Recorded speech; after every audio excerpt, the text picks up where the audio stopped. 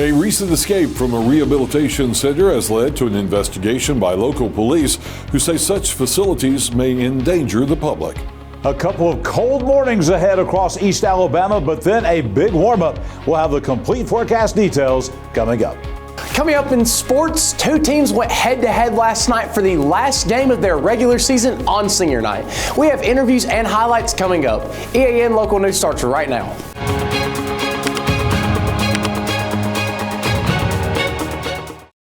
This segment of EAN Mobile News is brought to you by WM Grocery, located in Heflin, Wadowee, Roanoke, and in Piedmont. Hello, we're glad you could join us. I'm Carl Brady. Oxford police say they were informed Tuesday by the Mobile County Sheriff's Office that a prisoner named Daniel Lee Jackson had escaped from the Seven Springs Rehabilitation Facility in Oxford the day before. Mobile deputies told Oxford police that Jackson had been placed in the facility on Monday and had an extensive criminal history, including burglary and breaking and entering vehicles. At the time of that notification, Oxford had not been told by Seven Springs of Jackson's escape. The prisoner has since turned himself in to his parole officer and is currently in custody. But Oxford Police Chief Bill Partridge says the escape highlights public safety concerns associated with unregulated facilities operating within Calhoun County. On Tuesday afternoon, the Calhoun County Commission issued a statement expressing the same concern and explaining that it had previously lacked the authority to oversee rehabilitation facilities or halfway houses. A new state law has now given the commission the authority, and the commissioners say they are working with the sheriff's office, municipal leadership, and other law enforcement officials to develop a framework that protects public safety and establishes a process for regulating these types of facilities. Partridge says that in recent years, his department has investigated multiple crimes committed by prisoners who were transported into Calhoun County and housed in these facilities without sufficient oversight. These have included vehicle thefts, burglaries, assaults, and robberies. Oxford police have launched a comprehensive investigation to determine whether additional individuals may have escaped from facilities in Calhoun County and Oxford without proper notification to law enforcement. Partridge says he met with representatives from Seven Springs this morning, and they are now collaborating with Oxford police to ensure that this type of incident does not occur again in the future. The chief says he appreciates their cooperation and commitment to addressing the matter. During a traffic stop Tuesday night in Welborn, Anniston police discovered a stash of drugs and cash inside the vehicle. Police said this morning that the driver, whose name has not been released, has been charged with trafficking methamphetamine and with fleeing and attempting to elude police. The search was made possible by a probable cause warrant that was given to officers after the traffic stop. Both the drugs and the money were seized by police during the arrest. Well, scams continue to target people across our area, and experts say knowing the warning signs can help protect your money and personal information. Scammers often create a sense of urgency, pressuring victims to act immediately. Messages like "your account will be closed" or "you'll be arrested if you don't pay today" are designed to rush people into making mistakes. Another major red flag is how scammers ask for payment. Requests for gift cards, cryptocurrency, wire transfers, or prepaid debit cards are almost always a scam. Government agencies and legitimate businesses do not use those methods. Scammers may also ask for personal information, including social security numbers, bank or credit card details, or one-time passcodes. Experts warn that no legitimate caller will ask for sensitive information just out of the blue. Some scams look official, using caller ID names like IRS, bank security, or tech support. But officials say caller IDs, emails, and text messages can easily be faked. And finally, be cautious of offers that seem too good to be true, such as lottery winnings you never entered or unexpected prizes or refunds. If you receive a suspicious call, text, or email, experts recommend hanging up, not clicking any links, and contacting the company or agency directly using a verified phone number. Local tourism advocates got good news this week about the trails of East Alabama. That story and more when we return. Since 1993, WM Grocery has been a major part of our local community. WM offers the very best in fresh produce and an outstanding meat department. WM also has many local products not found anywhere else and fresh sushi every day. If you need an event catered, come see Mrs. K at any WM store. Curbside pickup is also available for your online grocery orders. Be sure to download the WM app for all the deals of the week and shopper rewards. Go check them out today at any of their locations. We take pride in our community and appreciate your business. This segment of EAN Local News is brought to you by Waldrop Metal Buildings, custom metal buildings built right here in Anniston. Calhoun County's efforts to promote the area as a center for outdoor recreation have received a boost from state tourism officials. According to the Calhoun County Chamber and Visitor Center, the county landed 3 spots in Alabama's top 25 trails in 2025 list. First was the Chief Ladiga Trail, which now stretches 33 miles from downtown Anniston to the Georgia state line, where it connects with the Silver Comet Trail to Atlanta. Next on the list are the Coldwater Mountain Trails, which provide world-class mountain biking opportunities for local riders and visitors from other parts of the country. Also on the list is the Pinhoti Trail, one of Alabama's premier long-distance hiking trails. Jack State's efforts to help military spouses and their families has received national recognition from the Pentagon. The university's Victory Workforce Development Services program has been formally inducted into the Military Spouse Employment Partnership during a 2-day ceremony in Washington. That partnership is a highly selective national initiative that connects military spouses with employment opportunities, career advancement, and long-term economic stability. Victory Workforce representatives and Jack State President Don Killingsworth went to Washington for the induction, officially joining a nationwide network dedicated to strengthening the military spouse workforce. In addition to this latest recognition, Victory Workforce is also a partner in the Spouse Ambassador Network that supports military spouses and their families through advocacy, workforce development, and community engagement. When we come back, scammers are targeting some area residents by telling them they're in trouble with the law. Big dreams deserve a strong foundation. Whether you're starting a business, building a backyard shop, or just need more space, Waldrop Metal Buildings is ready to help. Every project is built to fit your vision, your style, and your budget. Let's bring that dream to life. Call Waldrop today.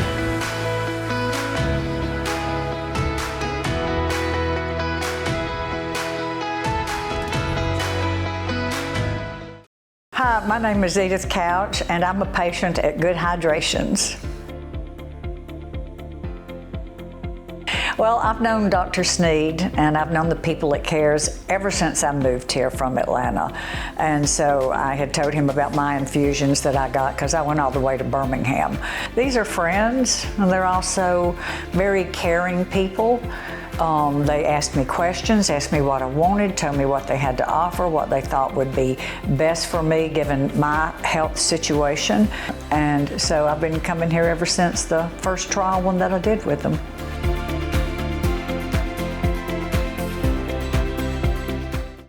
This segment of EAN Local News is brought to you by Oxford Lumber. Come visit us at any one of our 5 locations in Oxford, Roanoke, Talladega, Jacksonville, and Lincoln. Cherokee County residents have been getting calls from a phony Sergeant Johnson claiming to be with the sheriff's office, and that's been a problem for the real Deputy Johnson, who does work for the department. Sheriff Jeff Shaver says the imposter is asking people for money to take care of supposed arrest warrants. Deputy Johnson, meanwhile, says he has not been calling anyone to ask for money to alleviate arrest warrants because that's not a thing that law enforcement does. The sheriff emphasizes that none of his deputies would ever call people to demand payment, gift cards, wire transfers, or any form of money to fix a warrant. He says anyone who receives such a call should hang up and report the call to local law enforcement. Shaver says anyone facing an actual warrant will not be handling it with an Apple gift card or a phone call.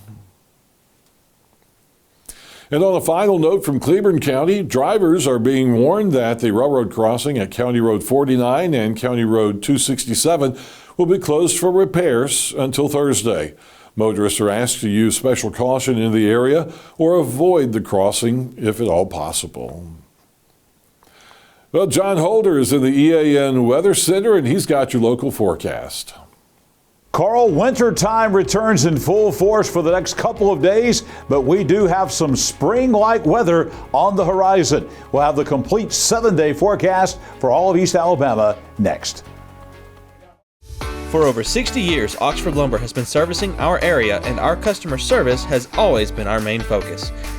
Our customer service is what sets us apart from anyone else. From the moment you enter, our highly trained staff will treat you like family. To enthusiastically provide total customer satisfaction within a positive and self-fulfilling employee relations environment. Visit us at any of our 4 locations or at oxfordlumber.com. Life doesn't stop for car service, and now it doesn't have to. With the Ford Mobile Service Van from Buster Miles Ford, our certified technicians come to you for oil changes, brake service, tire rotations, battery tests, and more. It's the same trusted service now delivered right to your driveway. Schedule your Ford Mobile service today at bustermilesford.com.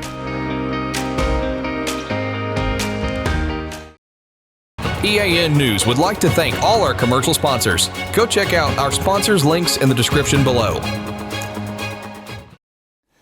We started off this morning with a dense fog advisory across East Alabama, and the fog went away, but the clouds did not. A cloudy day all across East Alabama. You see those clouds here on our EAN weather cam on Quintard Avenue in Anniston, and here in the EAN Weather Center today. It was a strange kind of day. Our high temperature was actually at mid-morning this morning, around 9 or 10 o'clock this morning at 52 degrees.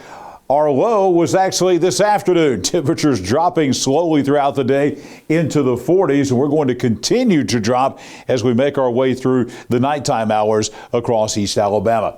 Here's the forecast for tonight. Get ready, folks. A decrease in clouds, that means that blanket that we have over the atmosphere is going to go away, and with that, the temperatures are really going to drop. It's going to be cold in the morning, 26 degrees overnight tonight. Coming up tomorrow, sunshine returns in full force. That's the good news. The bad news is it is going to be cold. Temperatures going to be way below normal again tomorrow. 33 at 9 a.m. Lunchtime only sitting at 40 degrees by 3 o'clock tomorrow afternoon as you're heading home from work, maybe picking up the kids at school tomorrow. Plenty of sunshine, but the high tomorrow only going to top out at about 45 degrees at 3 o'clock tomorrow afternoon. Here's the 7-day forecast, and we've got some numbers I think you're going to like. Now, we've got some cold mornings coming up. 26 tomorrow morning, 27 Friday morning, 32 degrees, freezing on Saturday morning, even Sunday morning, a reinforcing shot of cooler air coming in. So we're going to be in the upper 20s at 28 degrees. But look at these daytime temperatures. After tomorrow, that cold day tomorrow, we're going to be back a little bit above average on Friday, upper 50s. We'll be back into the lower 50s again with that reinforcing shot of colder air on Saturday. But that does not last long. By Sunday, we are up to the 60s, well into the 60s, 64 for the high on Sunday afternoon after church, and the temperatures keep going up from there. 67 Monday. How about 70 degrees on Tuesday and Wednesday of next week? And those nighttime lows are coming up as well. Wave bye-bye to the 20s. We're headed to the upper 30s on Monday, 40s on Tuesday, and 50 degrees for the nighttime low overnight, Tuesday night and Wednesday morning of next week. And it is going to be dry. All the rain we received last night, that is going to be the last rain we're going to see for at least a week across East Alabama. Speaking of rain, we need some rainfall. We've broken the drought, but we need to stay ahead for the year. And here are the rainfall totals ending at 7 o'clock this morning. Everybody in the state of Alabama, maybe one little location here to the east of Dothan, southeast of Dothan, not seeing any rain, but everybody else in the state seeing rain. And right here in East Alabama, most folks seeing about a quarter to a half inch of rainfall with that slow, steady, light rain that we had last night across the region. This map is going to be clear and dry for the next week. I'll be back here tomorrow morning, bright and early at 6 a.m. with your Thursday weather at a glance. We've got Wednesday night sports coming up. Colby Amos is coming at you after the break. Discover the elegance of fine jewelry at Couch's Jewelers. From timeless diamonds to stunning gemstones, every piece is crafted to perfection. Experience the quality in person. Your next treasure awaits. Visit us today in Anniston. The Glencoe girls basketball team wrapped up its regular season ending on a high note, closing things out with a convincing win at home. Glencoe took control early and never let up, defeating White Plains 55-20 in the final game of the regular season. The Lady Yellow Jackets set the tone on both ends of the floor, using steady offense and strong defense to build a comfortable lead. From the opening tip, Glencoe played with purpose, forcing turnovers, controlling the pace, and limiting White Plains scoring opportunities throughout the night. With the regular season now complete, the win also served as a confidence boost heading into postseason play. After the game, we spoke with Glencoe girls head coach Blake Badgett about how his team finished the season. We wanted to come out and kind of set the tone early. We had the plan to kind of come out and mix up some defenses, and they played us early in the year, and we had a lot of trouble guarding their man stuff, and so we kind of talked about that, and we wanted to kind of get them out of the rhythm early. And I thought we was able to do that and was kind of roll some players in there. And we're trying to build some quality minutes. That's what we told them in the locker room. We might have somebody that hadn't played a whole lot. You got to give us a big minute here going into area tournament. And we didn't move the ball real well early. Kept it on the same side of the floor. We kind of talked about that at halftime. And really felt like in the third and fourth quarter we kind of moved it better and got a better quality shot as we went on. Now, the focus quickly shifts to the area tournament where Glencoe will open up play against Ohatchee. Coach Badgett says the game focus will be one game at a time. We've played them a couple of times, and they've given us some trouble, and so we're going to play them, going to give them all the respect in the world, and then we have Westbrook and Piedmont to play right after us Saturday, and they're just two high-quality team, good coaches. They're going to be really well coached, good players. Both of them present, unique challenges to us, and so. But like I said, all our focus right now is on Ohatchee, and like I said, if you don't get through that one, it don't matter. Last night also marked senior night, giving the Lady Yellow Jackets a chance to honor the players who have helped build the program. Unfortunately, two of the four seniors that we have we got to start them tonight, and they had to come off the floor, but they've been just. I think that even made them better leaders because they've had to do it from different perspectives. But, Ashlyn Stone, she was our center starting out the year. She got hurt in Game 5, unfortunately, and has been out since. But she's been a great teammate and real supportive in the locker room. Been a great kid, been in the program for 4 years. Libby Huffstetler, another one of our seniors who came back from injury and got re-injured. Hoping we can get her back here in the next week or so. But she's been a great leader, just a great kid, 4-year program player. Zoe Morris came here her sophomore year, and I'm talking about, I call her, and this is kind of the 90s basketball, but like she's our Rodman of the team. Just scrappy, gets the rebound, pokes the ball out. Friday night she hits a game-winning shot versus Hoax Bluff. Ball found her in the end, and she went right up and hit it for us. And she's just had a great attitude all year. And then Evelyn Nowak, she gives us a presence inside, and just a good kid that wants to do anything to help us out. And she played her sophomore year. She come back out here her senior year. So they're a great group of kids. They provide a lot of positivity. You don't have to be a senior to be a leader, but they've been very, very high quality for that locker room and for all of our younger kids to kind of. A strong finish to the regular season for Glencoe as the Lady Yellow Jackets now turn their attention to postseason play, looking to carry that momentum into the area tournament. On the boys' side, the night delivered just as much intensity with a game that came down to grit, resilience, and timely execution. White Plains picked up a hard-fought win, 63-57, rallying after trailing by 7 late in the first half. The Wildcats stayed composed, made key adjustments, and used a strong second-half push to swing the momentum into their favor. After weathering the early storm, White Plains tightened up defensively and found timely scoring down the stretch to close out the victory. Following the game, White Plains head coach Chris Randall talked about the overall performance and the players who stepped up when it mattered most. Well, I felt like the biggest key was at the end of the second quarter. Jason Sheehy came off the bench and got 4 points and a steal and assist. We were down 7 in the last 2 minutes of the first half, and we ended up going on like a 12-2 run to take the lead into halftime. And then, Glencoe is Glencoe, man. They're so well coached. Grant's one of the best players that we see all year long. He is outstanding. He can score from all 3 levels, and he was just outstanding. But, down 6 at the end of the third, I thought Bryson Cheatwood really was patient.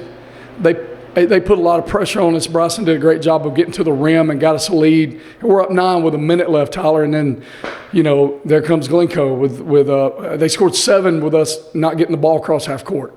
So we fouled Grant on a 3. He made 2 of them. back-to-back turnovers, and before you know it, this thing's down to 2. But we get it into Bryson, and he goes 94 feet, and reverse layup, and really ended the game, putting it up 4 with about 15 seconds left. So the play by Bryson, he had 13 in the fourth quarter. I really felt like Bryson really showed what kind of player he really is. With area play right around the corner, the win also carries added significance as White Plains prepares to face the competitive field. I think we're in one of the toughest areas in the state. We have Alexandria and Cleveland County who tied. Alexandria won the coin toss, so they're hosting, and we drew Cleveland County. So we'll play those guys. And then Cherokee County is the 4 who could beat anybody on a given night. Very talented. Caleb Hayes has a great squad. So Alexandria is playing the best out of our guys. They made it to the championship of the Calhoun County tournament. They're playing really well, beat us in the semifinals. And we're just looking forward to the fact that everybody's 0-0 Saturday night, Tyler. Doesn't matter what you've done. Anybody can send anybody home, and you have to be at your best. And we are very excited about the opportunity. Adding to the importance of the win, Glencoe entered the night as a Final Four team a season ago, making the victory even more meaningful. I just told our guys in the locker room that we just beat a really, really good basketball team on their home floor. And to do that in February, it's got to help us. It's got to give us some confidence. We're a little banged up. We're going to take a few days to get healthy. But we feel like Glencoe is one that, if they were 4A, they would be one of the best teams in the state. And they're 3A. And so we know how good they are, and we respect them tremendously. And we wish them the best, man. We will be pulling for those guys. We have a great relationship with them and a really good rivalry. It's an honor to get to play them because they play the right way and they act the right way. A statement win for the White Plains on the boys' side as they turn their attention to area play with confidence and momentum heading into the postseason. That's going to be all that we have for sports today. Back over to you, Carl. Thank you for watching East Alabama Now Local News. We appreciate all of your support. Please like and subscribe to see more local news for your area. We'll see you back here Thursday for your news on your schedule.